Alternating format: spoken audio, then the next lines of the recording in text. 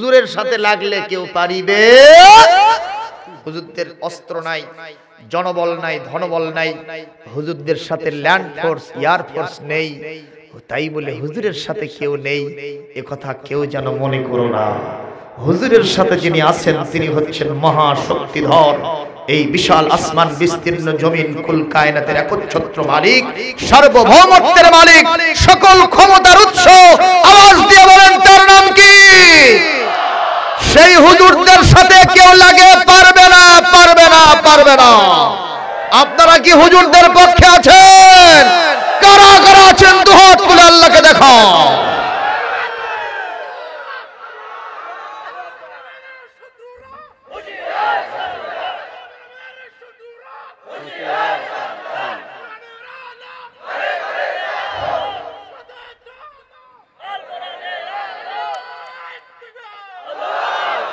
আলহামদুলিল্লাহ জোরে বলেন।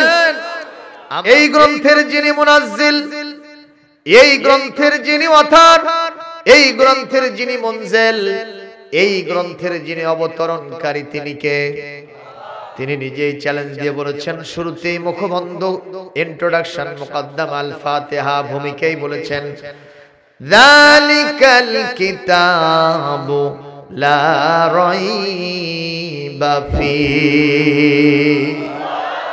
আমরা যারা কিতাব লিখি, আমি নিজেও দু একটি কিতাব লিখেছি, সেই কিতাবের শুরুতে আমি লিখে দিয়েছি আমি মানুষ, ভুল হতে পারে, ধরা পড়লে আমারে জানাবেন, পরবর্তী সংস্করণে এটা সংশোধন করার জন্য যত্নবান হইব। লেখে কি লেখে না? জোরে বলেন। কিন্তু এই কিতাবের যিনি লেখক, যিনি এটাকে অবতরণ করেছেন আমার আল্লাহ, চ্যালেঞ্জ ছুড়ে দিয়ে বলেছেন, ওভার চ্যালেঞ্জ দিয়ে বলছেন, অগ্নি চ্যালেঞ্জ দিয়ে বলেছেন, আমি আল্লাহ পাক বললাম এই কিতাবের ভিতরে কোন ধরনের কোন জাতীয় সংশয় নাই, সন্দেহ নাই। আমার মুসলমান, এই কিতাবের কি শান, কি মান, কি মর্যাদা। এই পৃথিবীতে যদি কোনো মানুষ কিছু না বোঝে, কিছু না জানে, কোনো কিছু সম্পর্কে অভিজ্ঞতা না রাখে, ওরে আমরা বলি গাই, কি কয়, গরু, কথা কয় না, বলি না, বলি না যে একটা গরু রে, একে দিয়ে কি হবে, কিছুই বোঝে না, কিছুই জানে না। সত্যি করে বলছি, এই কিতাব যারা ধরে নাই, এই কিতাব যারা পড়ে নাই, পিএইচডি করেছে, ব্যারিস্টারেট ল করেছে, অনেক বড় বড় ডিগ্রি নিয়েছে, ইঞ্জিনিয়ার, ডাক্তার হইছে, হতে পারে, কোরআনুল কারীম যদি না ধরে থাকে। আমাদের বাংলাদেশের বিশিষ্ট ইসলামী চিন্তাবিদ ছিলেন, যিনি ছিলেন 18 ভাষার পণ্ডিত ডক্টর শহীদুল্লাহ মরহুম মগফুর। তিনি এই ধরনের বড় বড় স্কলারদের সামনে বক্তব্য রাখতে গিয়ে বলেছেন, আপনারা ইঞ্জিনিয়ার হতে পারেন, ডাক্তার হতে পারেন, ওই পিএইচডি হোল্ডার হতে পারেন, আপনি একজন ব্যারিস্টার ল করা লোক হতে পারেন, যদি কোরআনটা না পড়ে থাকেন আপনি হলেন পণ্ডিত, কিন্তু মূর্খ পণ্ডিত। জোরে বলেন ঠিক কিনা? আল্লাহ পাকও সেই কথাই সমর্থন করে বলছেন, এই কিতাব যদি কেউ না ধরে হলো গরু। কি? জোরে বলেন। তারা হবে গরু মার্কা। কোরআন যখন ধরবে সে গরুই থাকবে। আস্তে আস্তে যখন 30 পারা শেষ হয়ে যাবে, আপনারা বলেন এই কিতাবের সর্বশেষ সূরার নাম হলো সূরাতুন নাস। আল্লাহ প্রথমে দিলেন বাকারা মানে গরু, কথা বলেন। বাকারা মানে সত্যি যারা কোরআন প্রথমে ধরবে ওরা গরু মার্কা হবে, নাদান হবে, মূর্খ হবে। যখন 30 পারা শেষ করবে এর উপরে আমলের জিন্দেগি গড়বে, আল্লাহ বলবেন মানবিক সমস্ত গুণাবলী দিয়া আমি তোমারে জান্নাতি মানুষ বানায় দিব। লিল্লাহে তাকবীর। বলেন সেই কিতাব এখনো আছে না নাই? জোরে বলেন আছে না নাই? এই কিতাবের মধ্যে কি কোনো ভুল আছে? এই কিতাব মানলে শান্তি না অশান্তি? এই কিতাবের মধ্যে কোনো ভেজাল আছে? পৃথিবীর সবকিছুতে ভেজাল আছে না নাই? আমার বগুলায় সেদিন ভেজালের মধ্যে ভেজাল ঢুকাইছে। আপনারা বলতে পারেন হুজুর ভেজালের মধ্যে আবার ভেজাল, সেটা কি? আপনারা কি করতো পেপার পড়েন? পড়েন। বগুড়ায় ভেজাল মদ খায়া 24 জন লোক মরছে। কি মদ? তে মদ কি খাঁটি নাকি? কথা কয় না। মদ কি খাঁটি? তাহলে মদ কি? ভেজাল। তারই ভিতরে কি ঢুকাইছে? ভেজাল ঢুকাইছে। 24 জন লোক শেষ হয়ে গেল। ওরা জান্নাত পার হয়ে গেছে, তাই তো? প্রিয় ভাইরা আমার, কোন জায়গায় ভেজাল নাই আপনি আমারে বলেন? সব জায়গায় ভেজাল ঢুকেছে। একটা উদাহরণ শুধুমাত্র দিলাম, কিন্তু ভেজাল মুক্ত নিষ্কলুষ পিওরিটির দিক থেকে 1 নম্বর মানের যে কিতাব, তার নাম হলো আমার আল্লাহর পাঠানো কিতাব, মহাগ্রন্থ আল কোরআন। সুবহানাল্লাহ, জোরে কোন? মুসলমান, এখান থেকে আলোচনা শুনতে কোনো অবজেকশন আছে আপনাদের? আমি শুরু করব? উঠবেন না তো? উঠবেন না তো? আমি আপনাদের সকলকে নিয়ে এই কিতাব থেকে আলোচনা শুরু করতে চাচ্ছি। মহা গ্রন্থ আল কোরআনের যিনি মুনাজ্জিল, যিনি মুনজিল, যিনি অবতরণকারী, তারই তৌফিক কামনা করে সুবহানাকা লা ইলমা লানা ইল্লা মা আল্লামতানা, উনি আমাকে যা বলার তৌফিক দিবেন, যা জ্ঞান দিয়েছেন তার বাইরে এতটুকুন বলার কোনো শক্তি নাই। আমি শুরু করতে চাচ্ছি। ইতিমধ্যেই ভূমিকা পর্বের এটা রেসিট হয়েছে। Recitation from the holy Quran, কোরআন কারীমের 4 নম্বর সূরা 5 নম্বর পারা সূরাতুন নিসা আয়াত নম্বর 58 এবং 59 চলে যায় নাই, 58 নম্বর আয়াতটা আপনাদের সামনে তেলাওয়াত করেছি। এই আয়াতের মেসেজ হলো মোটামুটি 3টা। জোরে বলুন, কয়টা?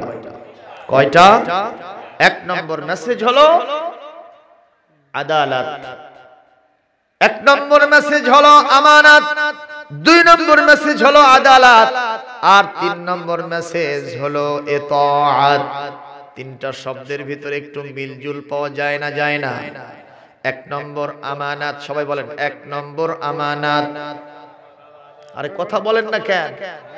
1 নম্বর আমানত, 2 নম্বর আদালত, 3 নম্বর ইতাআত। এই 3টা বিষয়ের উপর আজকে আমার আলোচনা সীমাবদ্ধ থাকবে ইনশাআল্লাহ। আল্লাহ রাব্বুল আলামিন বলেন, ইন্নাল্লাহা ইয়া'মুরুকুম আন তুআদ্দুল আমানাতি ইলা আহলিহা। নিশ্চয় আল্লাহ তিনি ইয়া'মুরুকুম তোমাদেরকে আদেশ করছেন, আন তুআদ্দুল আমানাতি যাবতীয় আমানত সমূহ তোমরা অর্পণ করবা, সমর্পণ করবা, আদায় করে দিবা, জায়গা মতো পৌঁছে দিবা, ইলা আহলিহা যে পাওয়ার যোগ্য তার হাতেই দিয়ে দিবা। নির্দেশ কার? জোরে বলেন।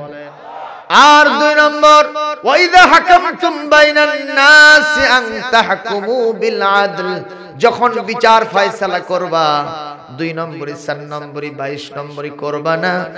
এক চোখে তেল বেচবা, আর এক চোখে লবণ বেচবা, একটারে এক রকম আর একটারে আর এক রকম করে দেখবা না।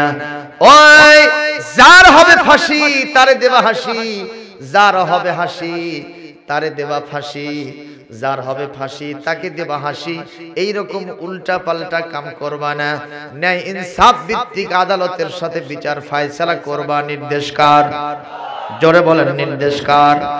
আর 3 নম্বর, আতিউল্লাহ আল্লাহর আনুগত্য করবা, ওয়া আতিউর রাসূল রাসূলকে মেনে চলবা, ওয়া উলিল আমরি মিনকুম তোমাদের মধ্যে রাসূলের অ্যাবসেন্সে যারা আলেম ওলামা ইসলামী চিন্তাবিদ এই কিতাবের ধারক বাহক তাদের আনুগত্য করে যদি চলতে পারো রে মুসলমান, এই 3টা কাজ করাও সারা, আমার জান্নাতের দরওয়াজা তোমাদের জন্য খোলাও সারা।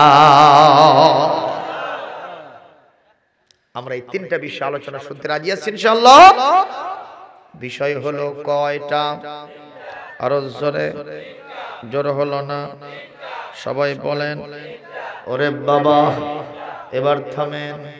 একটু মিছিল করলাম না, এতে লাভ না লোকসান? কথা কন। মিছিল করলে জজবা বাড়ে না কমে? বগুড়া শহরে 28 তারিখে নির্বাচন, দেখলাম নেতা মোদের একটাই, তিনি হলেন বল্টু ভাই। কি ভাই? নেতা আছে যেখানে আমরা আছি সেখানে। একজন বলতেছে নেতা গেছে কবরে তুই কা ওপরে, নেতা গেছে পায়খানায় তুই কা আড্ডা খানায়। পায়খানায় ঢোক, কথা কর না কেন? এই সব স্লোগান ইমানদারদের জন্য ভুল স্লোগান। ইমানদারের স্লোগান হবে কোরআন আছে যেখানে আমরা আছি সেখানে।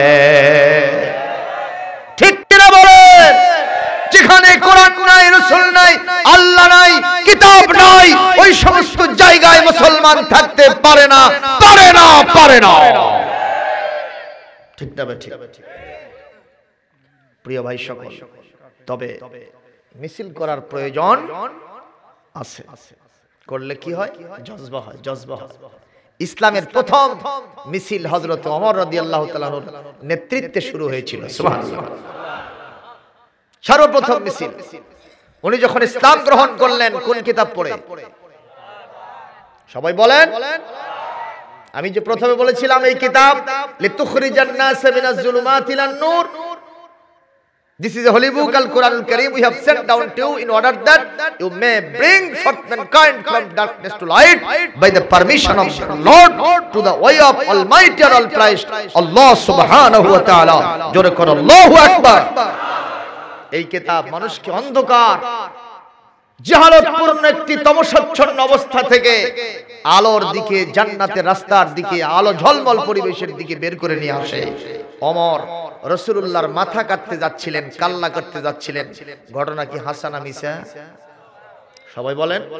বুখারী শরীফ ফাতহুল বারী নামক কিতাব, বুখারীর ব্যাখ্যা সরা গ্রন্থ, এবং বুখারী শরীফের জিলদে সানি, এখানে বাবু ইসলামে ওমর ইবনুল খাত্তাব রাদিয়াল্লাহু তাআলা আনহু, এই ঘটনার ভিতরে, এই বাব অধ্যায়ের ভিতরে হযরত ওমর রাদিয়াল্লাহু তাআলা আনহু তিনি যে নাঙ্গা তরবারি নিয়ে মাত্র 100টা লাল উট কামাই করবে, এই কারণে বিশ্বের সর্বশ্রেষ্ঠ মানুষকে হত্যা করার জন্য হন্যা হয়ে দৌড়াচ্ছিল। কথা বলেন ঠিক না ঠিক? সেই হযরত ওমরকে কোথা থেকে কোথায় নিয়ে আসলো, জিরো থেকে হিরো বানায় দিল কোন কিতাব? সুবহানাল্লাহ। সর্বপ্রথম রাসূলুল্লাহর দরবারে গিয়ে তিনি ঈমান আনলেন। রাসূল দারে আরকামে বসেছিলেন। ওই সময় সাহাবীদের একটা গ্রুপ নজর করে দেখলেন ওমর আসতেছে, কিন্তু তার মুতাওয়াশশিহান সাইফাহু ফি উনুকিহি, তার ঘাড়ের সাথে তরবারি ঝুলতেছে। আর দুইজন সাহাবী হযরতে খাব্বাব বিন আল-আরাত রাদিয়াল্লাহু তাআলা আনহু আর তার আপন ভগ্নিপতি নাম হলো হযরতে যায়েদ, তিনি এক পাশে ধরেছেন, খাব্বাব আরেক পাশে ধরেছেন, আর তরবারি ঝুলতেছে আর থরথর করে কাঁপতেছে, চোখ দিয়ে দরদর করে পানি পড়তেছে। সুবহানাল্লাহ। রাসূলুল্লাহকে পাহারা দেওয়ার জন্য দায়িত্বে ছিলেন হযরতে হামজা, দায়িত্বে ছিলেন হযরতে আলী কাররামাল্লাহু ওয়াজহু রাদিয়াল্লাহু তাআলা আনহুমা। এরকম মুজাহিদ সাহাবী রাসূলকে প্রোটেকশন দিচ্ছেন, পাহারা দাও। তারা দৌড়ে গিয়ে রাসূলকে রিপোর্ট করলেন, ইয়া রাসূলুল্লাহ, ওমর আসতেছে, আমরা ওরে আসতে দেব না, আপনি পারমিশন দেন, দরজায় আসার সাথে সাথে ওরে কুপঘাত করে দেব। আমার রাসূল বললেন, খবরদার, ওমরের দিকে একটা আস্তে করে এতটুকুন কোন ছোট্ট একটা তৃণলতাও নিক্ষেপ করবা না, কোনো কথাও বলবা না। ওমর কি কারণে আসতেছেন এটা তোমরাও না বুঝলে আমি রাসূল সেটা বুঝতে পারতেছি। ওনাকে বোঝার শক্তি কে দিয়েছেন? আমরা তো মনে করি আমাদের রাসূল আর আমরা একই মানুষ। অনেকে কয় রাসূল হলো বড় ভাই আর আমরা হলাম ছোট ভাই। জোরে নাউজুবিল্লাহ দিবেন না। আমরা আল্লাহ পাকের কোরআন শুনি, কোরআনে কারীম সূরাতুল কাহাফ 108 নম্বর আয়াত, 9 নম্বর আয়াত, কুল ইন্নামা আনা বাশারুম মিথলুকুম ইউহা ইলাইয়া আন্নামা ইলাহুকুম ইলাহুম ওয়াহিদ فمن كان يرجو الله لقاء ربه فليعمل আমালান সালিহান ওয়ালা ইউশরিক বিইবাদাতি রাব্বিহি আহাদা। জোরে বলতে হবে আল্লাহু আকবার।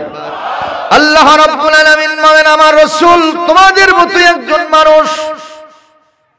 রাসূল নিজেই বলেছেন ইন্নামা হরফে হাসর, কেবলমাত্র শুধুমাত্র একমাত্র আনলিফার আনা আমি বাশারুন মানুষ মিসলুকুম তোমাদের মতোই। এই কথা না শুনে কিছু কিছু মানুষের ভিতরে আনন্দ উৎফুল্ল ভাব, এই তো পেয়ে গেছি, আমিও মানুষ, নবীও মানুষ, দুই মানুষ একই মানুষ। এই পৃথিবীতে সব মানুষকে কি এক পাল্লায় মাপা যাবে? কথা কয় না। মাপা যাবে। যদি আপনারে বলা হয় ওই বাইতুল মুকাররমের খতিব সাহেব আজকে জুমার নামাজ পড়ে বের হওয়ার সময় এক জোড়া নতুন জুতা পছন্দ হয়েছে, ওটা আস্তে করে পকেটের মধ্যে তুলে নিয়ে চলে গেছে, বিশ্বাস করবেন তো? করবেন না? এমনও মুসলমান আছে, আর আপনারা তো করবেন না ঠিক, এমনও মুসলমান আছে সে বলবে মানুষ যখন হতেও পারে। কথা কয় না? বলতে পারে না? পারে না?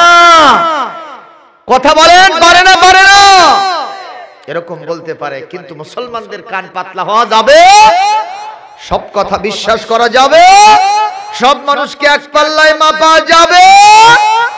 নিষেধ। জোরে বলেন। আমার রাসূল মানুষ, আমিও মানুষ, দুই মানুষ যে এক নয়, এই কথা ওই পরের অংশে আছে, ঠিক কিনা গণ? আল্লাহ পাক বলেন ইউহা ইলাই,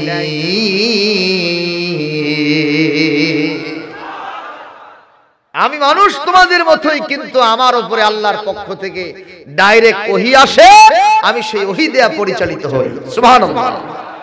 না আমাদের কাছে ওহী আসে? কথা কর না কেন? তাহলে দুই মানুষ কি এক মানুষ হলো?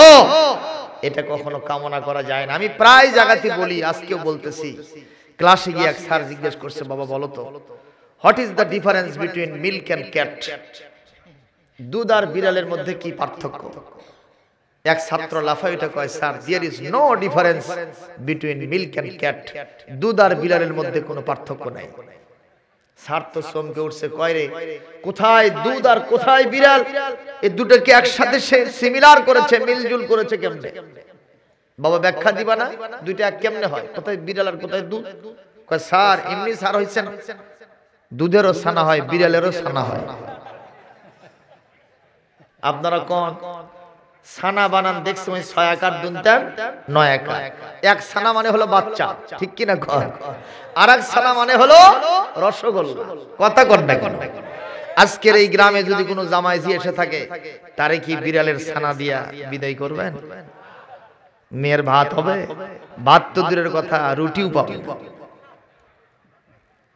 তো বানান একই হলে মান মর্যাদা একই হয় না, ঠিক কিনা বলে? আমরা শুধু প্রথম অংশে দেখি, শেষ অংশে দেখি না। ওই যে এক চেয়ারম্যান সাহেব গতকালকে নির্বাচিত হয়েছে, আজকে একটা বিশাল মিটিং দিয়েছে, দিয়ে বলতেছে ভাই সব আমি গতকালকে নির্বাচিত হয়েছি, আজকে আপনাদের উদ্দেশ্যে কিছু বক্তব্য রাখতে চাই। লোকেরা বলছে এত কষ্ট করে আপনারা ভোট দিয়ে তুললাম, মহব্বত করে আপনার বক্তব্য শুনতেই চাই, বলেন। ওই বলতেছে ওই চেয়ারম্যান আবার একটু বক্তব্য মাঝে মাঝে একটা শব্দ বলে, 2 মিনিট পর আরেকটা বলে। তো বলতেছে ভাইরা আমার, আপনারা গরু, আপনারা মহিষ, আপনারা ভেড়া, আপনারা ছাগল, এই করে চুপ করে আছে। লোকেরা সব জুতো স্যান্ডেল তুলছে। কে কালকেই ভোট দিয়ে তুললাম, সব প্রার্থীকে পরাজিত করে তোমাকে তুললাম, কত টাকার অফার আসলো, স্যার অর্ডার আসলো, সব জলাঞ্জলি তোমার তুললাম, আর তুমি আজকে ভেড়া ছাগল পর্যন্ত বানাছো, মার জুতা। ইতিমধ্যে চেয়ারম্যান বলতেছে ভাই সব এগুলো রাস্তায় বাঁধিবেন না। চেয়ারম্যানের বক্তব্য সঠিক না বেঠিক? কথা বলে না কেন? সঠিক না বেঠিক? তা আমরা কিছু মানুষ আছি যারা অনেক ইসলামিক স্কলারদের নিয়েও সমালোচনা করি, এই পৃথিবীর অন্যতম ইসলামিক আধুনিক চিন্তাবিদ, আধুনিক ইসলামী চিন্তাবিদ, অসংখ্য ইসলামী সাহিত্য পড়ে পড়ে জেনারেল শিক্ষিত মানুষরা আজকে আল্লাহর ওলিতে পরিণত হয়ে গেছে। সুবহানাল্লাহ। আল্লাহর দ্বীনের মুজাহিদ হয়েছে, দ্বীনের জন্য, রাসূলের জন্য। ওই কিতাবগুলো পড়ার পরে তারা জান দিতেও পরোয়া করতেছে না। মারহাবা। তার কিছু কিছু কিতাব পড়ে লোকেরা এইরকম বগল ধবা করে নিয়ে যায়, দেখো অমুক সাহেব এই বলছে, কিন্তু পরে যে আরো কথা আছে, আগে যে আরো কথা আছে, ওগুলো ওই খেয়ালি করে আছে না নাই বলেন? এই জন্য আমরা রাসূলকে আর আমরা নিজেকে এক ভাববো না। রাসূল মানুষ, কিন্তু আমাদের মতো নয়, উনি মহামানব। সরাসরি আল্লাহ কর্তৃক ইনস্ট্রাকশন এবং ডিরেকশনে তিনি পরিচালিত হয়। মারহাবা। রাসূলের চোখ শুধু দুইটা ছিল না, আল্লাহ তার অন্তরের চক্ষু দান করেছিলেন। মারহাবা বলে। রাসূল বললেন, খবরদার আমার ওমরকে কটু বাক্য বলবা না, আমার ওমরকে তোমরা কখনো অ্যাটাক করবা না, আক্রমণ করবা না, গ্রেফতার করবা না। মারা তো দূরের কথা, বলে কেন? বলে আমি দেখতে পাচ্ছি ওমর আমার কাল্লা কাটতে আসতেছে না, ওমর তার কল্লাটা আমার নবুয়তি কদম মোবারকে দিতে আসতেছে। আল্লাহর নবীর সামনে হযরত ওমর পৌঁছে গেলেন। আল্লাহু আকবার বলেন। রাসূলের দরবারে পৌঁছার পরে আমার রাসূল ওখান থেকে দৌড়ে আসলেন ওমরের সম্মানার্থে। দৌড়ে এসে হযরত ওমরের হাতটা ঝাংটা দিয়ে ধরলেন, বুকের সাথে মিলাই নিয়ে মুসাফা মুআনাকা গালে মুখে চুমু খাচ্ছেন আর বলছেন, ওমর রে, ইসলামের এই কাতার, সুন্দর কাতারটা এখন পর্যন্ত ফাঁকা পড়ে আছে, তোমার স্থানটা সবাই দখল করে নিচ্ছে। তুমি আর কতদিন পাগলামি করবা? তুমি কি এখন ইসলামের জন্য আসবা না? আমি গতকাল রাত্রিতে তোমার জন্য আল্লাহর কাছে দরখাস্ত করেছিলাম, তোমার সেই দরখাস্ত আল্লাহর কাছে মঞ্জুর হলো কি হলো না আমি জানি না। এই কথা বলতে দেরি আছে, সঙ্গে সঙ্গে হযরত ওমরের চোখ থেকে দরদর করে পানি পড়ে যায়। আমার রাসূলের কাছে অস্ত্রটা ফেলে দিয়ে বলছেন, ইয়া রাসূলুল্লাহ, আসছিলাম আপনাকে হত্যা করে আপনার কল্লা দেহ থেকে বিচ্ছেদ করে এক নয় দুই নয় 100টা লাল উট কামাই করব, কিন্তু আজকে এই কোরআন কারীম আমার জীবনের মোড় পাল্টায় দিয়েছে, বৈপ্লবিক পরিবর্তন সাধিত হয়েছে। আমি আর আপনার কল্লা বিচ্ছেদ করব না।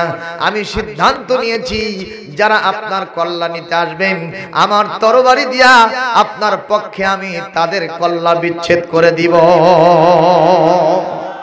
জোরে বলেন আল্লাহু আকবার, আরো জোরে বলেন আল্লাহু আকবার।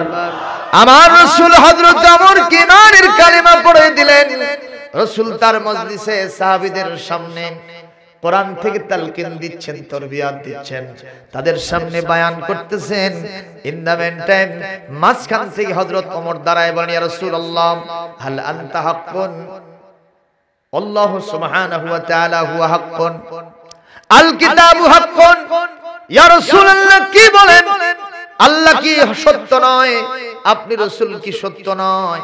কোরআনে কারীম কি সত্য নয়? ওয়াল কাবাতু বাইতুল্লাহিল হারাম, ওই কাবা মহান আল্লাহর ঘর কি নয়? এই কথা বলাও সারা বিশ্বনবী পজিটিভ কথা বললেন, অবশ্যই এগুলো মহান আল্লাহর, আমরা সকলেই সত্য, আমরা হকের উপরে আছি। মারহাবা।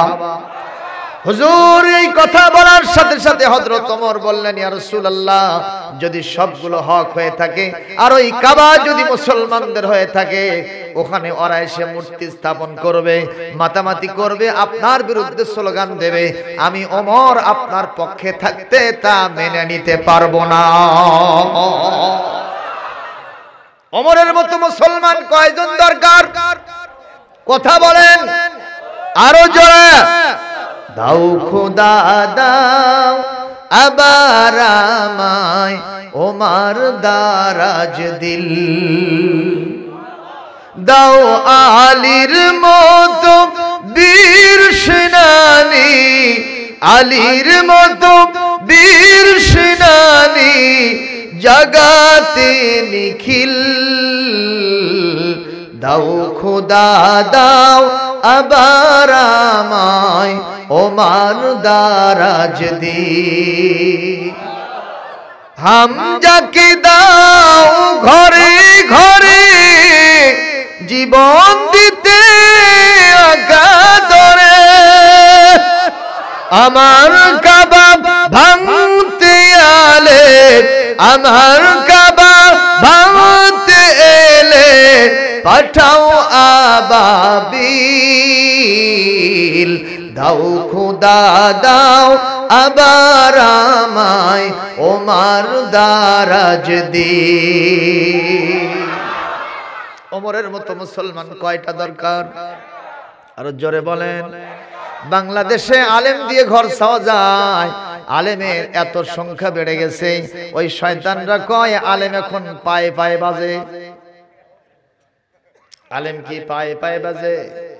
কিছু লোক আছে আলেম দেখলেই দাঁত কিটমিট করে, কিছু লোক আছে আলেম দেখলেই চোখ রাঙায় তাকায়, কিছু লোক আছে আলেমদের নিয়ে উচ্চ বাচ্চ করে, এ সময় ময়দানে খেলা হবে হাত ভাঙা দেব। কথা কয় না? তুমি আলেমের জানাজা দরকার নাই, আমি নিজেই আমার বাপের জানাজা পড়বো বলে আমরাও পারি। আমি বলবো তুমি কত বড় জানাজা শিখছো, মনে হয় ওই জানাজা পড়লে বাপের জন্য জাহান্নাম ছাড়া উপায় থাকবে না। আলেমের সাথে মাতবাড়ি কে সহ্য করে না? কথা কন না কেন? এক লোক তার স্ত্রীকে বলছে হাটত থেকে দেশি মুরগি কিনছি 350 টাকা কেজি, এখানে অনেক টাকা লাগছে, এই মুরগি জব করতে কোনো হুজুর ডাকবো না, তুমি ধরবা আর আমি জব করব। কি কথা শুনতেছেন? তখন বিবি এক সাইডে ধরছে আর ওই জব করবার ধরছে, এত জোরে মারছে কাল্লা পড়ে গেছে। স্ত্রী বলতেছে তুই এটা বলি দিলু কে? আমি এই গোস্ত খাবো না। আর হোম মিনিস্টার যদি বাজি ধরে জেদ ধরে ওই বাড়ির থাকা যাবে কোন? আরে বউ যদি বাজার থেকে ওই বাড়ির থেকে মজা আছে? মজা নেই। এখন চিন্তা করলো 350 টাকা দিয়ে গোস্ত মুরগি কিনলাম রে, বউ যদি বাজার হয় তা আমার লাভটা কি? আবার হুজুর খোঁজা শুরু করছে আর একটা মুরগি কিনে নিয়ে এসে, হুজুররাও তখন আবার বাজি ধরছে, আগে তো 20 টাকা দিয়ে হতো, এখন 100 টাকার নিচে আমি ওখানে ছুরি বাজাবো না। পরে আবার 100 টাকা দিয়ে হুজুর ধরে নিয়ে এসে মুরগি জব হয়। মারহাবা। হুজুরের সাথে লাগলে কেউ পারিবে? হুজুরদের অস্ত্র নাই, জনবল নাই, ধনবল নাই, হুজুরদের সাথে ল্যান্ড ফোর্স, এয়ার ফোর্স নেই, তাই বলে হুজুরের সাথে কেউ নেই এ কথা কেউ যেন মনে করো না। হুজুরের সাথে যিনি আছেন তিনি হচ্ছেন মহাশক্তিধর, এই বিশাল আসমান বিস্তীর্ণ জমিন কুল কায়নাতের একচ্ছত্র মালিক, সার্বভৌমত্বের মালিক, সকল ক্ষমতার উৎস। আওয়াজ দিয়ে বলেন তার নাম কি? সেই হুজুরদের সাথে কেউ লাগে পারবে না, পারবে না, পারবে না। আপনারা কি হুজুরদের পক্ষে আছেন? কারা কারা আছেন দুহাত তুলে আল্লাহকে দেখাও।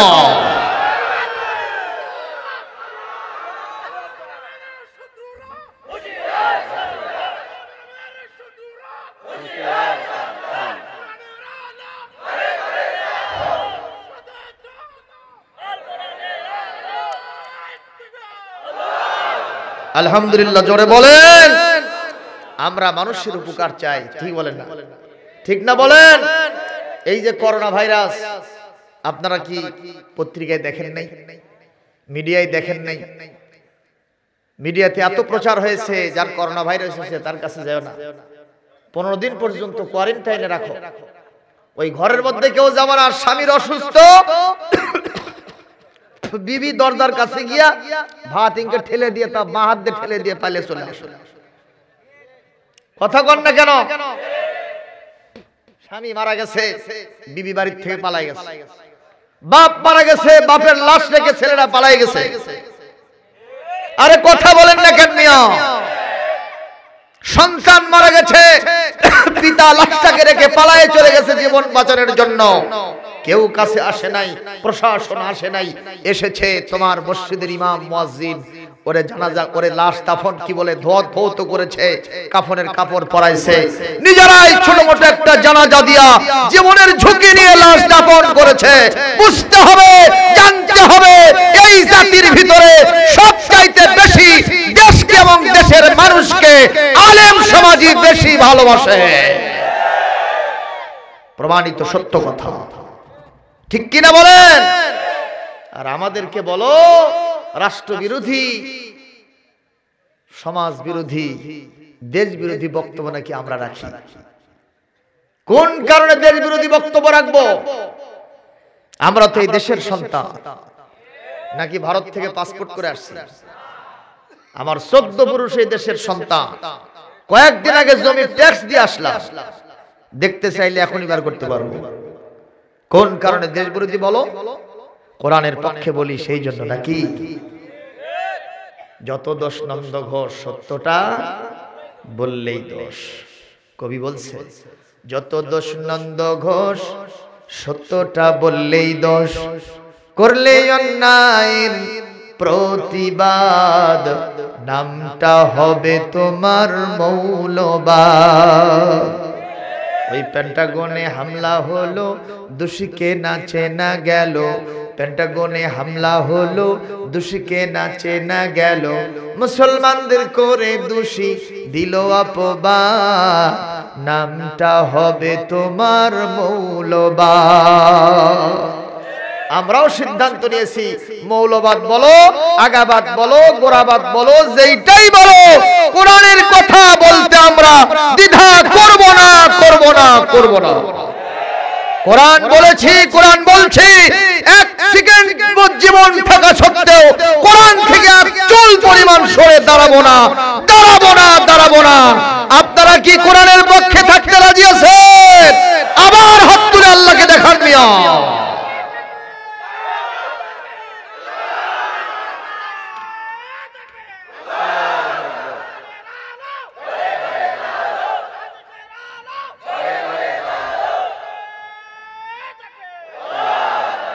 আলহামদুলিল্লাহ বলেন।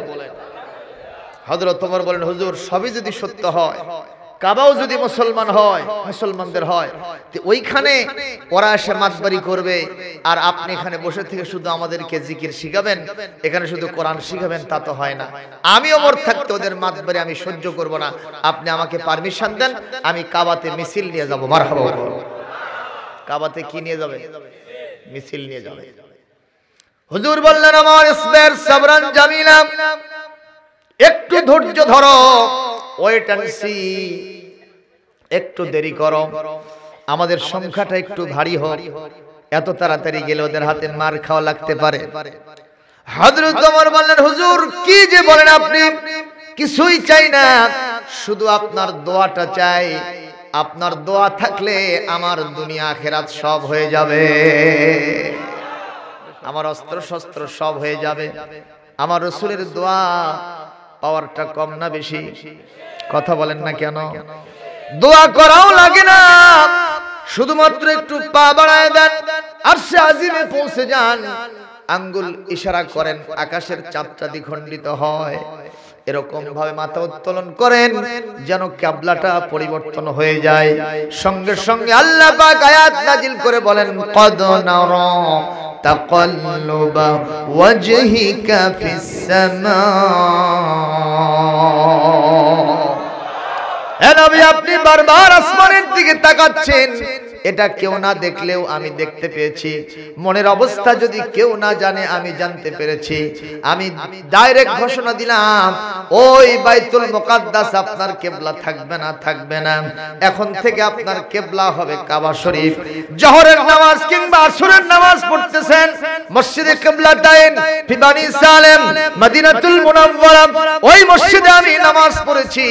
আমার সফর সঙ্গীরা সবাই তো আগে আগে কিভাবে খালি একটু ঢোকে আর ছবি তোলে, এদিকে এদিক দৌড়দৌড়ি করে আর চলে যায়। ওরা তো আর আলেম না। আপনারা বলেন, আলেমের হজ করা আর জাহেলের হজ করা কি এক হবে? যখন হবে। ওরা গেছে ছবি তুলতে, বউ বিটিরে দেখাবে যে দেখো এখানে কিবলা পরিবর্তন হয়েছে, সেই মসজিদের ছবি তুলে নিয়ে আসছি। কিন্তু আমি তো অন্য ধান্দায় আছি। কোরআনে কারীম সূরাতুল বাকারার 154 নম্বর আয়াতটা আমি কোরআনে কারীমের মাসহাফটা খুলে মসজিদে মেম্বারের সামনে আমি বসেছি, 2 রাকাত 4 রাকাত নামাজ আদায় করলাম। আর আমার কাছে আজ থেকে 1500 বছরের সেই চিত্র চোখের সামনে ভেসে উঠলো। আমি কেঁদে কেটে আমার চেহারা, আরে অন্যরকম হয়ে গেল, আমার বুকটা ভেসে যেতেছিল। এদিকে আমার সফর সঙ্গীরা সব গাড়িতে উঠেছে, জিয়ারা করতে যারা এসেছিল আমার জন্য গাড়িটা চুপ করে দাঁড়ায় আছে। ওরা বলতেছে হুজুর কেন এত দেরি করে, আমার উপরে পিকআপ নিয়েছে। আমি পরে ওখান থেকে চলে গেলাম আর তাদেরকে বললাম এটা কোন মসজিদ তোমরা তো জানো না। আমার সোনার নবী এই মসজিদে 2 রাকাত জোহরের নামাজ পড়েছেন কিংবা আসরের নামাজ 2 রাকাত পড়েছেন। যখন কিবলা পরিবর্তনের জন্য আল্লাহর কাছে দরখাস্ত করেছেন, কথা বলা লাগে নাই, মাথা উত্তোলন শুধুমাত্র করেছিলেন। আমার আল্লাহ জানার সাথে সাথে ওই 2 রাকাত পরবর্তী 2 রাকাত নামাজ ওই কাবা শরীফের দিকে বাইতুল মুকাদ্দাস থেকে ফিরায়া কাবা শরীফের দিকে পড়ার জন্য নির্দেশ জারি করেছিলেন। এই সেই সূরা বাকারার 154 নম্বর আয়াত আমি যেখানে বসে আছি এই জায়গায় নাজিল হয়েছে। আল্লাহু আকবার। মক্কা মদিনায় যাওয়ার দরকার আছে না? অনেকে কয় ওখানে গেলে টাকা পয়সা অপচয় হয়, এরকম কিছু শয়তান আছে না? এরা হলো বুদ্ধিজীবী নামের কলঙ্ক, আছে না নাই বলেন? তার ভিতরে একজন আছে মুরগি কবির। কি কবির? লিবারেশন পিরিয়ডে সে পাকিস্তানি হানাদারদের কাছে মুরগি সরবরাহ করছে। আজকে হয়েছে বিশাল মুক্তিযোদ্ধা, কথা কয় না? এই রকম মানে এই জাতীয় কিছু নাস্তিকার মোরতাদ আছে, টিভির পর্দায় বসলেই, ইউটিউবের সামনে বসলেই কোরআনের বিরুদ্ধে, আল্লাহর বিরুদ্ধে, রাসূলের বিরুদ্ধে, আলেম ওলামার বিরুদ্ধে না বললে ওদের পেটের ভাত সিদ্ধ হয় না। এরকম আছে না নাই? ওরাই কয়, ওরাই বলে যে হজ করতে গেলে টাকা অপচয় হয়। নাউজুবিল্লাহ, জোরে কোন? আপনি খাবেন? হজ করতে গেলে কি টাকা অপচয় হয় রে মুসলমান? আজকে তোমরা যে যেভাবে কাজ করতেছো করো, হুজুরদের তাফসীর মাহফিল বন্ধ করে দিচ্ছ, দাও। হুজুরদেরকে ঠেঙায়া এই জমিন থেকে বিদায়ের স্বপ্ন দেখতেছো, দাও। কোরআনের শ্রেষ্ঠ মুফাসসিরকে কোনো অপরাধ ছাড়াই যদি সাজা দিয়ে ওখানে রাখতে পারো রাখো, কোনো অবজেকশন এখন জানাবো না। দরখাস্ত দিয়েছে একজনের কাছে, যেদিন কবুল হবে ওই ইন্দুরের গর্ত খুঁজে পাওয়া যাবে না, পালানোর জন্য পথ পাওয়া যাবে না, যাবে না, যাবে না। ঠিক কি না কর? আমার রাসূল এভাবে আল্লাহর কাছে দোয়া না করতেই কবুল হয়ে যেত, আর হাত তুললে তো একটা সেকেন্ড লাগতো না। সুবহানাল্লাহ।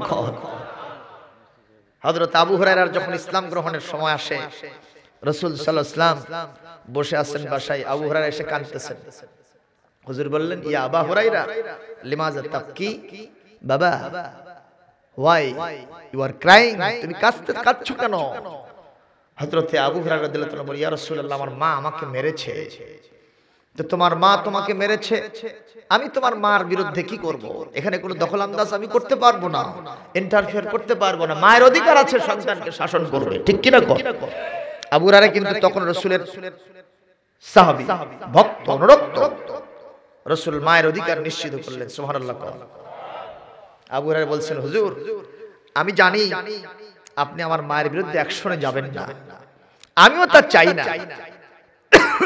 মায়ের বিরুদ্ধে আপনাকে অ্যাকশনে যাওয়ার জন্য আমি কোনো দরখাস্ত আপনার কাছে করছি না, তবে আমি জানি আনতা মুস্তাজাবুদ দাওয়াত, আপনি হলেন আল্লাহর কাছে দোয়া করতে দেরি হয়, কবুল হতে দেরি হয় না। আপনি আমার মায়ের হেদায়েতের জন্য দোয়া করেন। হযরত আবু হুরায়রার জীবনী পড়লে পাওয়া যায়, রাসূল হযরত আবু হুরায়রার জন্য হাত তুলে দোয়া করতেছেন কার কাছে? আল্লাহুম্মা ইহদি উম্মা আবি হুরায়রা, হে আল্লাহ তুমি আবু হুরায়রার মাকে হেদায়েত নসিব করো। আমার রাসূল হাত তুলেছেন, রাসূলকে দোয়ার মধ্যে ফেলে রেখে হযরত আবু হুরায়রা দৌড় আরম্ভ করছেন। রাস্তার ভিতরে লোকেরা বলে, আবু হুরায়রা লিমাযা তামশি সারিয়ান, কেন দৌড়াচ্ছ তুমি?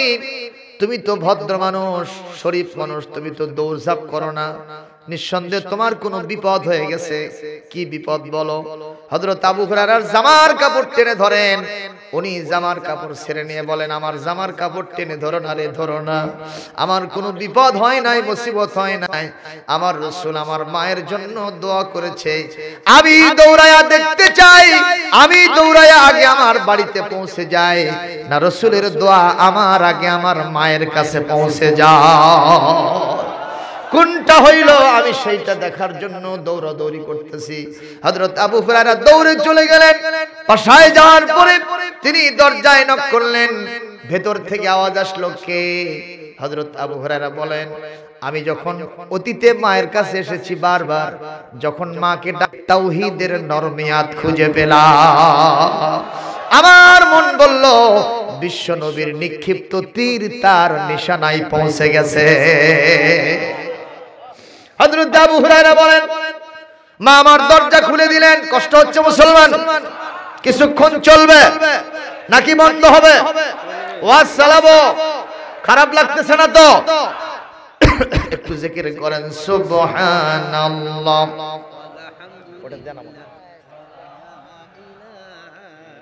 খোলা লাগবে না? সুবহানাল্লাহ, আলহামদুলিল্লাহ, লা ইলাহা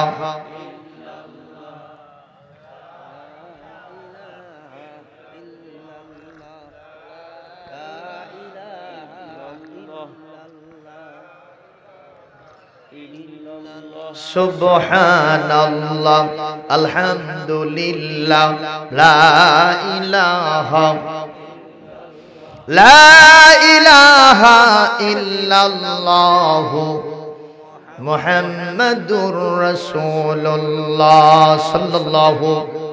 হযরত আবু হুরায়রা বলেন, মা আমার দরজা খুলে দিলেন, আমি তাকায় দেখলাম বুড়ি মানুষ, তিনি এখনই গোসল করেছেন, তার চুলের গোড়া দিয়ে দিয়ে পানিগুলো টপ টপ করে পড়তেছে। আমি জিজ্ঞেস করলাম, মা, বুড়ি মানুষ থরথর করে কাঁপতেছেন, এই শীতের মধ্যে আপনি গোসল করছেন কেন? মা বলতেছে, বাবা, তোমারে মেরে বাড়ি থেকে তাড়ায় দেওয়ার পর থেকে আমার মনের ভিতরে কেন যেন আনসান করতেছে। আমি চিন্তা করলাম, আমার ছেলে কোন খারাপ জায়গা তো যায় না, যে কদম চুমতে পারলে তামাম পৃথিবী ধন্য হয়, সেই দরবারে নববীতে আমার কলিজার টুকরা সন্তান যায়, আমি কেন তারে মারলাম? আমি বড় অনুশোচনায় পড়ে গেছি বাবা। আমি গোসল করে রেডি হয়েছি, আমি দেরি করতে চাই না, তুমি আসার জন্য ইন্তজার করতেছি। তুমি যখন এসেছো, তুমি সাথে করে নিয়ে ওই বিশ্ব নবীর দরবারে আমাকে নিয়ে চলো, আমি তোমার রাসূলের হাতে হাত দিয়া মুসলমান হয়ে যাব। লিল্লাহি তাকবীর। মুসলমান বলেন তো, নবীর দোয়া করতে দেরি হয়, কবুল হতে দেরি হয়? সেই নবীর এখন পৃথিবীতে নবীজি ইন্তেকাল করে বরজাখে চলে গেছেন। নবীজি এখন কবর শরীফে রওজা থারে মদিনা মুনাওয়ারায় আছেন, কিন্তু নবীর উত্তরসূরি পৃথিবীতে এখনো আছে না নাই? তারা কারা? হুজুরেরা, ঠিক কিনা কোন? তোমার মতো বড় বড় নেতা খেতা, আতি নেতা পাতি নেতা হুজুররে যদি দেখতে নাও পড়ো, আর হুজুরদের কিচ্ছু আসে যায় না। হুজুরদের সাথে যিনি আছেন তিনি হলেন আমার আল্লাহ। হুজুরদের পক্ষে সার্টিফিকেট দিয়েছেন কে? কোরআন কারীম সূরাতুল ফাতির 35 নম্বর সূরা 22 নম্বর পারা, এখানে 28 নম্বর আয়াতের ভিতর আল্লাহ পাক বলেন, ইন্নামা ইয়াখশাল্লাহা মিন ইবাদিহিল উলামা।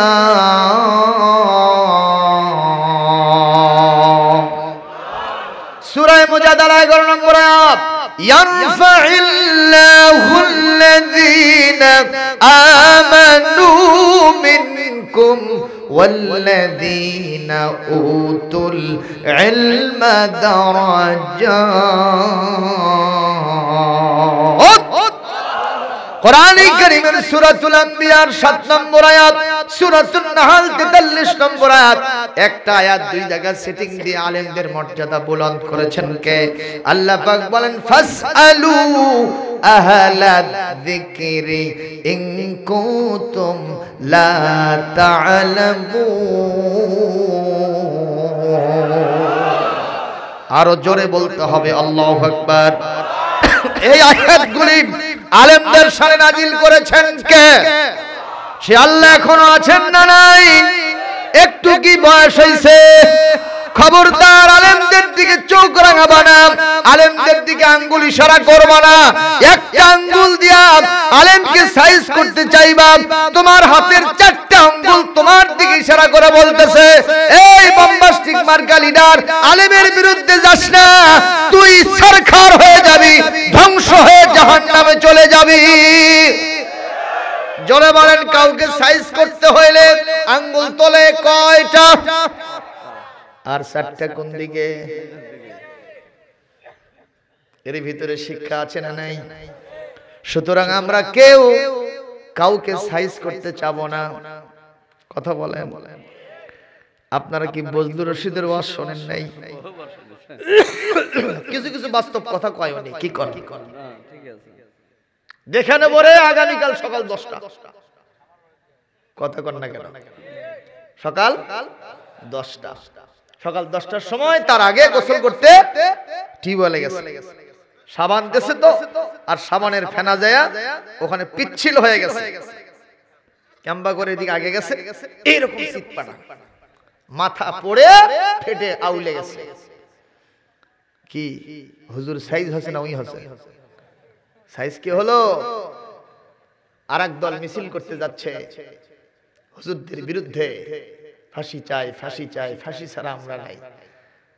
পালসার হোন্ডা কিনছে, রাস্তার ভিতরে যখন চালায় ওদিক থেকে আসিতেছে হানিফা ওয়া মা আনা মিনাল মুশরিকিন। হানিফা বোঝেন না? হানিফ গাড়ি, ওর কাছে কোনো কিছু কুলাই না। বেশি মাছ বাড়ি দেখাবা না, ওখানেই চিৎপাটাং, তিনজন শেষ। হিরোকে জিরো বানাইছেন কে? জোরে বলে। সে আল্লাহকে ভয় করার দরকার আছে না নাই? হযরত ওমর মনে আছে না? বলছেন হুজুর মিছিল করবো, আপনি অর্ডার দেন। হুজুর বললেন বাবা যাবাই? বলে হুজুর আপনার দোয়া হলে আমার তো আর কিছু লাগবে না, আর বেলালকে আমার সাথে দেন, ও খালি আযান দিবেন। সুবহানাল্লাহ। হযরত ওমরকে হুজুর পারমিশন দিলেন, হযরত বেলাল সাথে থাকলেন, সাথে আরো নতুন কয়েকজন মুসলমান, 5 থেকে 7 বা 10 জন এরকম হবে। মিছিলটা কিন্তু খুব বড় না, খুব ছোট মিছিল। কি বলেন? কিন্তু তাই বলে কি ছোট? কথা বলেন না কেন? তাই বলে ছোট? কারণ আল্লাহর পক্ষে থাকে তাদের সাথে আসমান থাকে, জমিন থাকে, ফেরেশতারা থাকে, ইথার থাকে, বাতাস থাকে, গাছপালা, তরুলতা, হাজার হাজার মাখলুকাত তাদের পক্ষেই থাকে। ঠিক না ভাই? এখন হযরত ওমর স্লোগান দিচ্ছেন আর বেলাল সামনে চলছেন। তখন ওদিক থেকে আবু জেহেল, আবু লাহাব, উতবা, সাইবা ওরা চিন্তা করছে এরকম অনেক চিল্লা চিল্লি মুসলমানরা করেই থাকে, তো করু করা, আমাদের কোনো টেনশন নেই।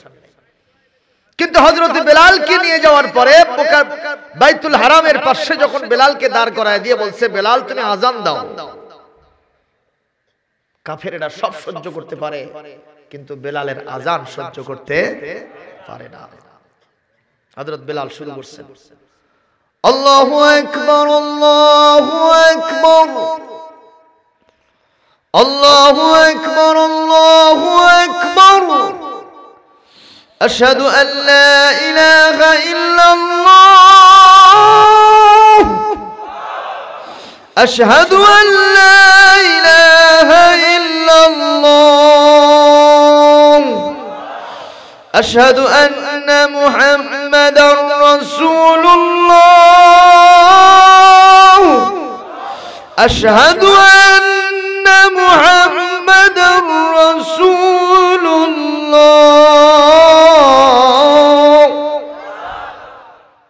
আল্লাহু আকবার বলছে, ওদের টেনশন নাই। আশহাদু আল্লা ইলাহা ইল্লাল্লাহ বলছে, টেনশন নাই। যখন বিলাল বলছে আশহাদু আন্না মুহাম্মাদুর রাসূলুল্লাহ, আমি সাক্ষ্য দিচ্ছি নিশ্চয় মুহাম্মদ আল্লাহর প্রেরিত পুরুষ, আল্লাহর রাসূল, মারহাবা। এই কথা বলতে দিয়েছে নেতৃবৃন্দ কাফের যারা ছিল, ওরা সব লাঠি ঠাঙ্গা নিয়ে বের হইছে, আজকে বেলালকে শুধু মারবই না, জনমের মতো বিদায় করে দিব। আল্লাহর সার্বভৌমত্বের ঘোষণা তো দিলই, কিছু বলি নাই, কিন্তু মুহাম্মদকে লিডারশিপ বানাইছে, এটা আমরা মানতে পারি না।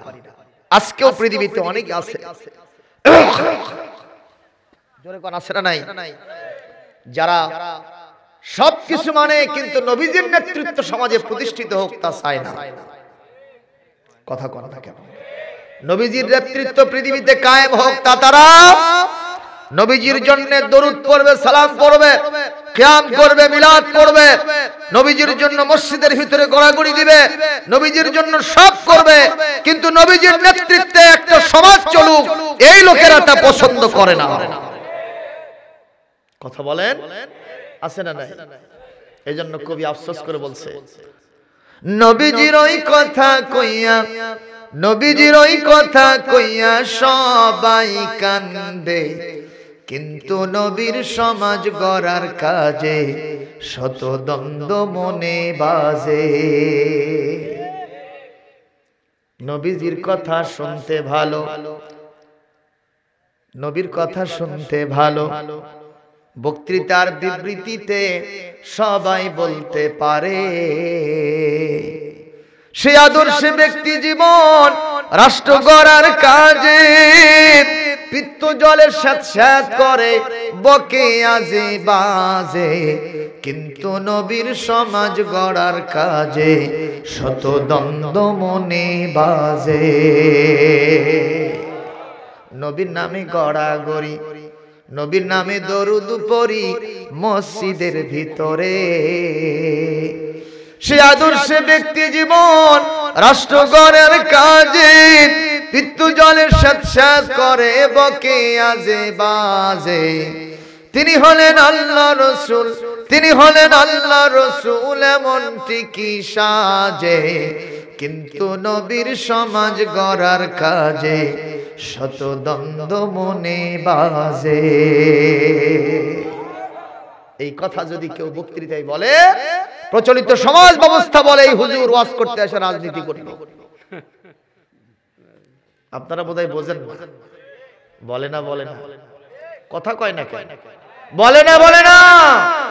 আমরা ওই কলমের খোঁচা দিয়া ফকুনির ঝোলার চাউল কেড়ে নিয়া কোটি কোটি টাকার মালিক হয়ে ওই বিল্ডিং এর মালিক আমরা হতে চাই না।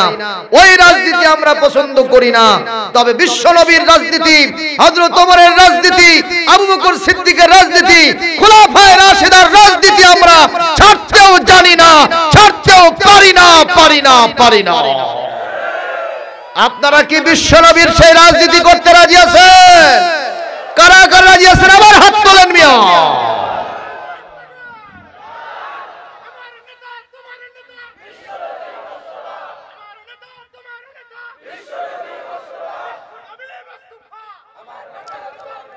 লিল্লাহি তাকবীর, আলহামদুলিল্লাহ জোরে বলেন। এইবার কাফের নেতারা সিদ্ধান্ত নিয়েছে আজকে শুধু বিলাল রে মারবই না, জমিন থেকে বিলালকে জনমের মতো বিদায় করে দিব। লাঠি সাঙ্গা নিয়ে সবাই সামনে অগ্রসর মান হচ্ছে। হঠাৎ করে হযরত ওমর কাবা শরীফের চতুর্দিকে ঘুরতেছে আর বলতেছে, আসো আসো, এসো তাড়াতাড়ি।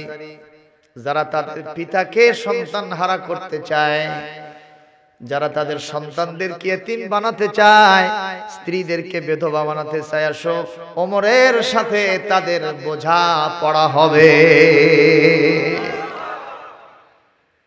একবার, দুইবার, তিনবার বলতে আবু জেহেলের কানে এই শব্দ গেছে। আবু জেহেল বলতেছে, একটু দেখো তো ওমরের কণ্ঠ কেন যেন আমার কানে আসে। ওমর তো আমার দলের সদস্য, মন্ত্রী পরিষদের ক্যাবিনেট মিনিস্টার, সে ওমর ওখানে কেন রে? দেখো তো এটা ওমর না আর কে? ওরা চোখ ঘষে মাঝে দেখলো ওটা কেউ নয়, বিশ্বনবীর দাওয়াতের ফসল, দোয়ার ফসল, ইসলামের দ্বিতীয় খলিফা। পৃথিবীতে কেউ যদি নবী হতো উনি হয়ে যেতেন। সেই হযরত ওমর ইবনুল খাত্তাব ওখানে বেলালকে সাপোর্ট দিতেছে। আবু জাহেল বলল, ওখানে গেলে যদি সন্তান এতিম হয়, পিতামাতা সন্তান হারা হয়, স্ত্রী যদি বিধবা হয়, আজকে থাক, পরে দেখা যাবে। একটা ওমর এ জামানায় দাও হে মেহেরবান, একটা ওমর এই জামানায় দাও হে মেহেরবান। দিনের পথে অকাতরে, দিনের পথে অকাতরে বিলিয়ে দেবে প্রাণ, একটা ওমর এই জামানায় দাও হে মেহেরবান। ফিলিস্তিন আর কাশ্মীরেতে মরছে ধুকে ধুকে, রোহিঙ্গার মুসলমানে মরছে পুড়ে পুড়ে। কেউ জানো আজ নাই রে তাদের একটু চেয়ে দেখে। একটা খালিদ পাঠাও তাদের, একটা আলী পাঠাও তাদের, দিতে পরিত্রাণ, করতে আহ্বান। একটা ওমর এই জামানায় দাও হে মেহেরবান, জোরে একটা ওমর এই জামানায় দাও হে মেহেরবান। দিনের পথে অকাতরে, দিনের পথে অকাতরে বিলিয়ে দেবে প্রাণ, একটা ওমর এই জামানায় দাও হে মেহেরবান। ওমর মার্কা মুসলমান পৃথিবীতে আর আসবে না? আসবে না? আসবে না? আল্লাহ রাসূল বলেছেন আমার পরে নবী আসবে না, কিন্তু ওমরের মতো চরিত্রবান নেতা মানুষ পৃথিবীতে আবার আসিতে পারে। তিনি হচ্ছেন হযরত ইমাম মাহদী আলাইহিস সালাম। জোরে কোন সুবহানাল্লাহ। আজকে তোমরা যে যেভাবে কাজ করতেছো করো, হুজুরদের তাফসীর মাহফিল বন্ধ করে দিচ্ছ, দাও। হুজুরদেরকে ঠেঙায়া এই জমিন থেকে বিদায়ের স্বপ্ন দেখতেছো, দাও। কোরআনের শ্রেষ্ঠ মুফাসসিরকে কোনো অপরাধ ছাড়াই যদি সাজা দিয়ে ওখানে রাখতে পারো রাখো, কোনো অবজেকশন এখন জানাবো না। দরখাস্ত দিয়েছে একজনের কাছে, যেদিন কবুল হবে কই ইন্দুরের গর্ত খুঁজে পাওয়া যাবে না, পালানোর জন্য পথ পাওয়া যাবে না, যাবে না, যাবে না।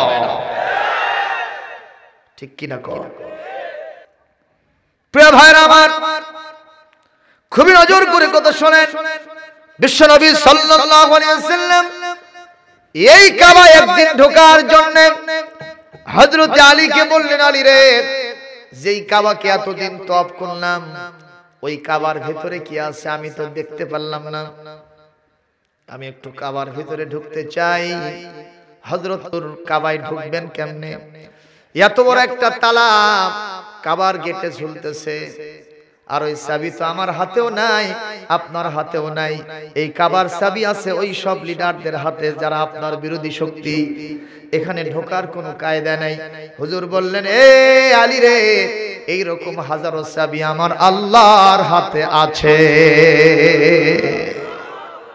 ইউসুফ আলাইহিস সালামকে জুলাইখা যখন ওই কামরার ভিতরে ঢুকায়া সব তালা বন্ধ করছিল, ইউসুফের হাতে কি চাবি ছিল? চাবি কার হাতে ছিল? জুলাইখার হাতে ছিল। মিয়া ঠিক কি না কোন? ইউসুফ আলাইহিস সালাম যখন জুলাইখাকে দেখে উলঙ্গিনী, তো একেবারে এমন পোশাক পরছে না পরার মতোই সুন্দরী রমণী। আমাদের দেশে এরকম পোশাক আশাক আছে না মহিলাদের? অবশ্য সিংড়া উপজেলায় নাই ভাই। আপনারা এই দেশের রং শুন কিচ্ছু জানেন না, আপনাদের চোখ টোক এখনো খোলেনি। তবে এই চলন বিলের মাঝখান দিয়ে কিছু কিছু জায়গা তৈরি করছে না, এখানে বাইরে থেকে কিছু কিছু আসে না, আসে না, বাকবাকুম বাকবাকুম করে কপত কপতি নতুন নতুন প্রেমিক সেজে, প্রেমিকা সেজে 14ই ফেব্রুয়ারি বিশ্ব কুত্তকুত্তি দিবসে কিছু হয়েছে না হয়নি? কুত্তকুত্তি দিবস এই জন্য বললাম। কুকুরে জিজ্ঞেস করলাম, কে রে কুকুর, তুই ওখানে কেন? জোরাজুরি লাগবো তেনা ওতে খাতে যা, কথা কন না কেন? কুকুর বলতেছে, হুজুর হোসেন দেখে সগলি কি গাল পারবেন? আমার নাম কুকুর, আপনি জানেন না? আল্লাহ আমাকে নিকৃষ্ট জীব বানাইছে, আমি তো তাও অন্তত কিছুটা লুকে ছাপা করতেছি, কিন্তু আপনার মতো দুই পাওয়া বনি আদম আশরাফুল মাখলুকাত যায়া দেখেন রমনা গাছের গোড়ায় কিভাবে ওরা বসছে জোড়ায় জোড়ায়। কথা কন না কেন? তাহলে আল্লাহ পাক যে বলেছেন উলাইকা কাল আনআমি বাল হুম আদাল ওয়া উলাইকা হুমুল গাফিলুন, এরা হলো চতুষ্পদ জানোয়ার, ওই সমস্ত কুকুরের চাইতেও নিকৃষ্ট যারা চোখ থাকতে দেখে না, কান থাকতে শোনে না, অন্তর থাকতে উলামা হযরতদের কথা, কোরআন হাদিসের কথা হৃদয় অঙ্গন করে না, এরা কুকুরের চাইতেও নিকৃষ্ট। বলেছেন কে? আরো জোরে। বিশ্ব বেহায়া দিবস পার হয়ে গেল, নারীদের কি উন্মত্ততা। এই যে শীতকাল গেল, নারীরা তাও কিছুটা হলেও পোশাক আশাক বাধ্য হয়ে পড়ছিল ভাই, ঠিক কিনা? এখন গরমকাল আসতেছে, হুজুরদের তো আরো মার্কেটে যাওয়ার কোনো কায়দাই নেই। এখন আর হুজুরদেরকে মহিলারা টাইম দিচ্ছে না। আগে আমরা যখন রাস্তাঘাটে চলতাম, আমি তো মসজিদে 5 ওয়াক্ত নামাজ পড়াই, যে রাস্তা দিয়ে আসতাম দেখেছি নারীরা আমাদেরকে দেখে একটু ঘোঙর মারতো, কাপড় চোপড় একটু ঠিকঠাক করতো। কিন্তু এখন আবার দেখতেছি বাবা, হুজুর দেখলে আরো সিনা তারা আছে না নাই? কি অবস্থা, কি আরই করে। রাস্তা দিয়ে হাঁটতেছি, ওদিক থেকে আসতেছে 2 জন সেনাপতি। চিন্তা করলাম হুজুর দেখলে অবশ্যই জায়গা করে দেবে, ফুটপাত তো জায়গা করেই দেবে। আমি বুকের আশা নিয়ে হাঁটতেছি, তো হঠাৎ করে মাথা উত্তোলন করে দেখি এমন অবস্থা আসতেছে, এখন সংঘর্ষ লাগবে। চিন্তা করলাম না, সংঘর্ষ লাগলে যত দোষটা আমারই হবে। আমি নামলাম, সেনাপতি চলতেই থাকলো। কোন দেশে ভাইজান? না না, এই দেশে না। আমার ভাইজান, এই নারীদের উন্মত্ততা, নারীদের ব্যাপার দাম, বেহায়াপনা, অস্থিরতা, এই যে নারীদের উন্মত্ততা, এটা যতদিন পর্যন্ত কোরআনের আইন দিয়ে কন্ট্রোল করা না হবে, ততদিন ধর্ষণ বন্ধ করা যাবে না। কারণ আমরা বারবার আইন করেছি, এই যে ধর্ষণ বিরোধী আইন হলো সিলেটের এমসি কলেজে 6 জন হায়না ধরে একটা স্বামীর কাছ থেকে তার স্ত্রীকে ছিনতাই করে নিয়ে গণধর্ষণ চালাইলো। তারপরে আমরা আইন পাশ করলাম, মৃত্যুদণ্ড হবে। তারপরেই বাংলাদেশে শত শত মহিলারা, অত্যন্ত ছোট ছোট নাবালেগ মেয়েরা পর্যন্ত ধর্ষণের শিকার হয়ে জমিন থেকে বিদায় হয়ে গেছে। কথা ঠিক না বেঠিক? সুতরাং আমরা আবারও বলতে চাই, কোরআনের বিধান ছাড়া জমিনে শান্তি হবে না, হবে না, হবে না। জোরে বলেন ঠিক কিনা? কারণ আলা লাহুল খালকু ওয়াল আমর ইনিল হুকমু ইল্লা লিল্লাহি ফাতাবারাকাল্লাহু তাবারাকাল্লাহু রাব্বুল আলামিন। সমাধান চাও যদি জীবনে মরণে, ফিরে যাও খুঁজে নাও, চোখ রাখো কোরআনে। আরে আমার সাথে যুবকেরা কথা কও না কেন মিয়া? তোমাদের সামনে মমতাজ ম্যাডামের গান খুব ভালো লাগে, এন্ট্রু কিশোরের ভালো লাগে, মনির খানের ভালো লাগে, দেবী নাজনীনেরটা ভালো লাগে, হুজুররা গাইলেই কালো লাগে নাকি? হুজুরদের সাথে তোমরাও গাও। সমাধান চাও যদি জীবনে মরণে, ফিরে যাও খুঁজে নাও, চোখ রাখো কোরআনে। এ বাণী সকলের নয়, শুধু মুমিনের, যারাই চলবে মেনে ফল পাবে কোরআনে। ঘরে বলো কি বারাষ্টে বলো, ঘরে বলো কি বারাষ্টে বলো, অশান্তি দূর করে শান্তি আনে। সমাধান সমাধান চাও যদি জীবনে মরণে, ফিরে যাও খুঁজে নাও, চোখ রাখো কোরআনে। তবেই পাবে সুখ শান্তির ঠিকানা, মেনে নাও যদি তুমি মনে প্রাণে। সমাধান বলেন, সমাধান চাও যদি জীবনে মরণে, ফিরে যাও খুঁজে নাও, চোখ রাখো কোরআনে। তাহলে উল্টাপাল্টা কেস আমাদের সমাজে আছে। নারীদের বেপরদা আজকে এমন হারে বেড়ে গেছে, এই কথা আমরা সব জায়গায় বলি। আজকে নারীদের একটা করে বছর যায়, কাপড় চোপড় খালি ছোট হতেই থাকে। কি বলেন, ঠিক না ঠিক? ছোট হয় না ভাই? আমার কাছে দৃশ্যটা এমন লাগে, এক মুরব্বী হজ করে আসছে, মাথায় টুপি লাগাইছে, বড় একটা জুব্বা পরছে, তবে এমন একটা পায়জামা পরছে, পায়জামাটা গিরার নিচে চলে গেছে। টাকনুর নিচে পায়জামা পরা কি জায়েজ? এটা হারাম। দুইটি riwayat আছে, এই অংশ কাল কিয়ামতে জাহান্নামে যাবে। 2 নম্বর, আল্লাহ পাক এই ব্যক্তির দিকে রহমতের নজরে তাকাবেন না। তো একজন লোকের সাথে দেখা হয়েছে, আলেম মানুষ, জিজ্ঞেস করছে, চাচা আপনার হজ করার পরে মাথা মুসলমান, গাও মুসলমান, পাও মুসলমান হবি না? তো চাচা বলছে, বাবা কথাটা বুঝতে পারি না, একটু বুঝে দাও তো। যে আপনার পায়জামার নিচ থেকে 4 আঙ্গুল কাটা লাগবে। কয় বাবা আর কোয়া লাগবে না, কালকে থেকে দেখবো সাইজ হয়ে গেছে। তো বাড়িতে গিয়ে ওনার স্ত্রীকে বলছে, সালেহা লোকেরা আমাকে গালি দিচ্ছে, শরীয়ত বিরোধী কাজ হয়ে গেছে, সুন্নাহ বিরোধী, আমার পায়জামার নিচ থেকে একটু 4 আঙ্গুল কাটতে হবে। তো স্ত্রীরা তো স্বামী কোনো কাজের কথা বললে একটু ব্যস্ততা ওদের বেশি থাকে, ঠিক না? দাঁড়াও, আমি রান্না বান্নার কাজে ব্যস্ত আছি, ঝাড়ঝাটা দিচ্ছি, তুমি ওখানে রাখো আড়ের ওপরে, আমি আসতেছি। উনি ওখানে রাখছে, মুরব্বির বেটা বাইরে ঘুরে ফিরে এসে দেখে ওনার কাজ এখনো শেষই হয়নি। মুরব্বির বেটার রাগ বাক এতই হয়েছে, বেটার বউকে বলতেছে, আম্মা ও আমার পুত্রবধূ, মারে তোমার মা শাশুড়িকে বললাম পায়জামার নিচ থেকে 4 আঙ্গুল কাটার জন্য, কাটলো না, তুমি কি একটু কাটা দিবা মা? আব্বাজান আমার তো ভাতের পাতিল চুলোর উপরে, যদি এটা চাউলে হয় কিংবা পুড়ে যায়, আপনার হুকুম, আপনার বেটার পেটন, এর থেকে বাঁচার কোনো উপায় নাই। কাজী আমি ভাতের পাতিলটাকে নামাই, তারপরে আপনার পায়জামার নিচ থেকে 4 আঙ্গুল সাইজ হবে। মুরব্বির বেটা বাইরে ঘুরতে গেছে, কষ্ট হচ্ছে নাকি আপনাদের? মুরব্বির বেটা বাইরে কি করতে গেছে? ঘুরতে গেছে। ঘুরে এসে দেখে বেটার বউয়ের ভাতের পাতিল এখনো চুলা থেকে নামেনি। মুরব্বির বেটা এখন রাগবাগ করে, কথা শুনতেছেন আপনারা?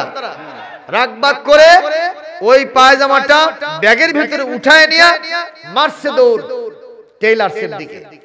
কলেজ পড়ুয়া মেয়ে কেবলই ট্রেন থেকে নামছে, বাপের সাথে দেখা সামনাসামনি। আব্বা কই যান? কয় মা লোকেরা আমাকে এত গালি দেয়, পায়জামার নিচ থেকে 4 আঙ্গুল কাটলে। তোর মারে বলছি শোনে নাই, তোর ভাবিরে বলছি তারাও সেও শুনলো না, ওদের কাজই শেষ হয় না। চিন্তা করছি যত টাকা লাগে লাগুক, একটু টেইলার্সে যে কামনা সেরে নিয়ে আসি। কয় আব্বা আমি থাকতে আপনার টেনশন আছে, চলেন বাড়ি, ফিরে নিয়ে আসি। এসে বলছে, আব্বা সকালবেলা সেই খাওয়া দাওয়া করে গেছি তো একটু পেট ক্ষুধার্ত আছে, আপনি ওখানে রাখেন, আমি খাইয়ে দিয়ে আসতেছি। মেয়েটা যখন ভাত খাচ্ছে তখন ওর মায়ের কাজ কেবলই শেষ হচ্ছে। ওর মা আসে একেবারে সুন্দর করে ম্যাপে দাও দিয়ে কাটিছে 4 আঙ্গুল। জোরে কোন কয় আঙ্গুল কাটে ওখানে আরের উপরে রাখছে। এই কথা আবার বেটার বউ জানে না। বেটার বউ ভাতের পাতিল নামে আসে একেবারে হাত দিয়ে মাপে কাশি দিয়ে কাটিছে। কয় আঙ্গুল? তাহলে 4 দুগুণ 8 আঙ্গুল শেষ। এই কথা আবার বেটি জানে না।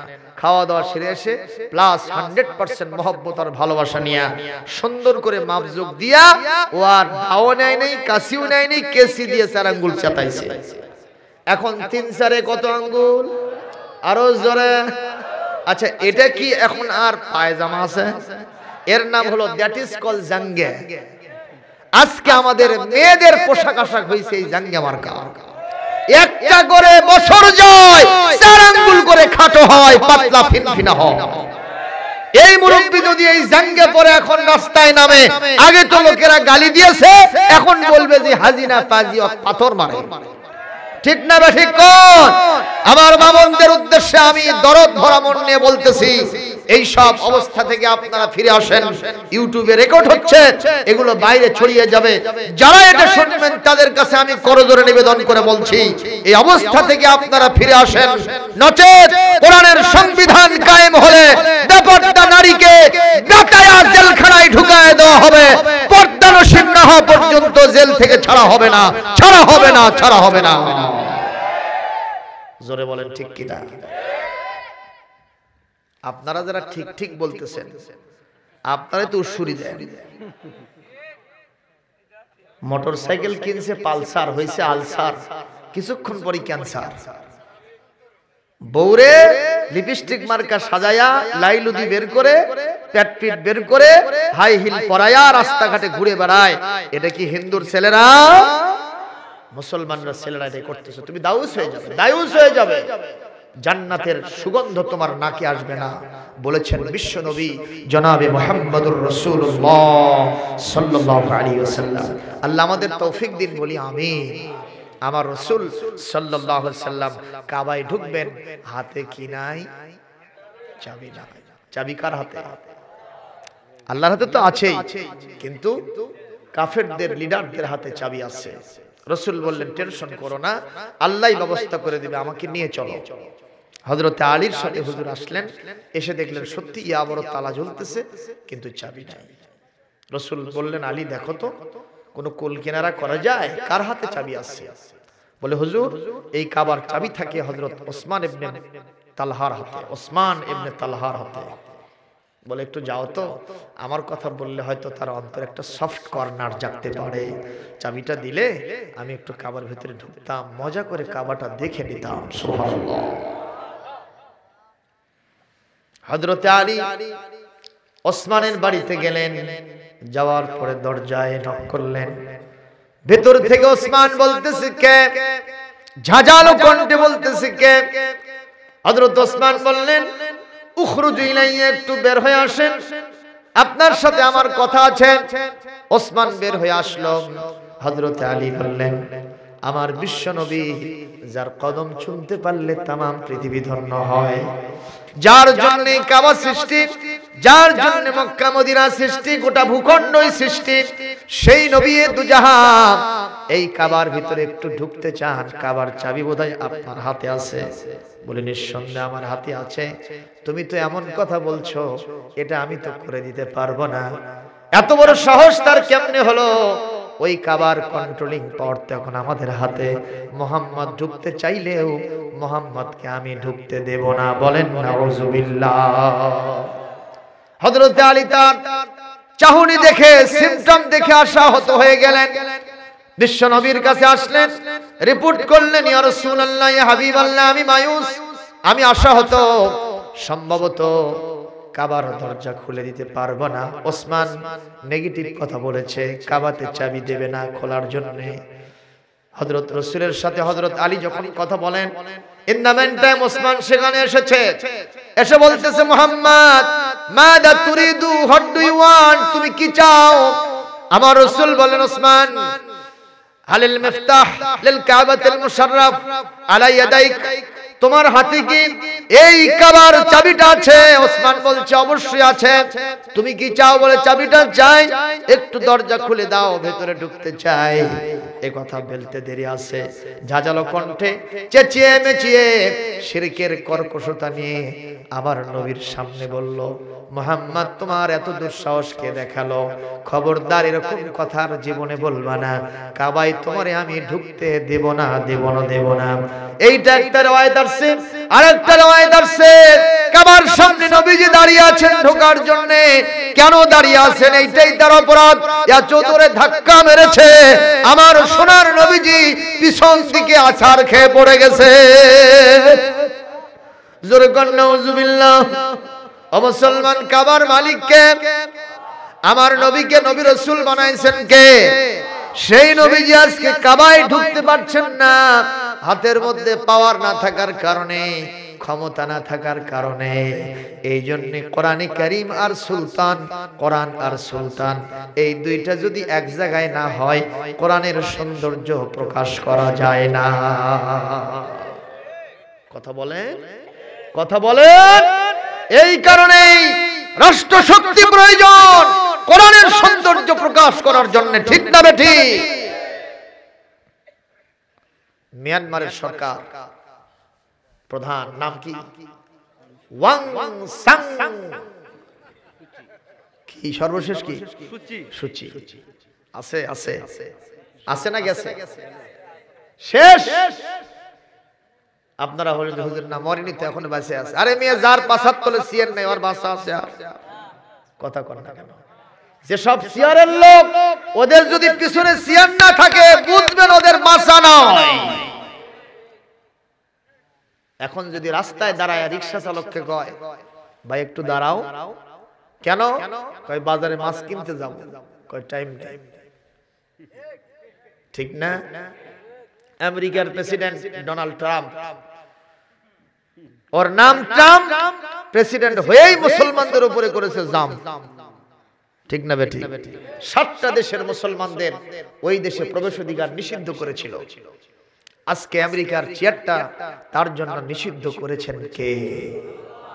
জো বাইডেন এখন ক্ষমতায়, উনি এসেই সর্বপ্রথম চুক্তিনামায় স্বাক্ষর করেছেন ওই 7টা দেশের মুসলমান আমার দেশে প্রবেশ করবে, কেউ বাধা দিতে পারবে না। মারহাবা বলে। তবে এখনই মারহাবা দিতে চাই না। বৃক্ষ তোমার নাম কি? ফলই ফলিছে। আমরা ওয়েট এন্ড সি দেখতেছি। কোরআন কারীম সূরা ইউনূস আয়াত নম্বর 14, 10 নম্বর সূরা 11 নম্বর পারা আল্লাহ পাক বলেন, সুম্মা জাআলনাকুম খলাইফা